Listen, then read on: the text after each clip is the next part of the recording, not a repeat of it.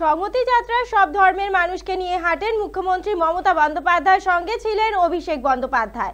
মিছিল শেষে সভায় দাঁড়িয়ে মমতা বন্দ্যোপাধ্যায় বলেন, ভোটের আগে এসব রাজনীতি করো না, গরিবদের মেরো না, এত গরিব মানুষদের কষ্ট দিয়ে ভোটের কয়েকদিন আগে এই রাজনীতির খেলা। খাবার নেই, কিছু নেই, আর দেখো আমাদের টাকা নিয়ে গিয়ে এসব করছে। वोट का दिन, वोट का महीना पहले ऐसा पॉलिटिक्स मत करो जिसमें गरीबों को मार के, गरीबों को खून से आप प्रसाद बना के आप जो भी मर्जी कर सकते हैं।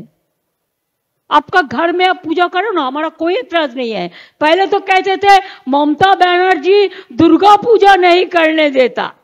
हे लड़ाई में हम लड़ाई करेंगे, हम लड़ेंगे, हम लड़ेंगे नहीं। जो काफिर है, जो कापुरुष है, वो डरते हैं, वो मरते हैं। जो लड़ते हैं वो जिंदा रहते हैं, वो बाँचते हैं, वो काम करते हैं।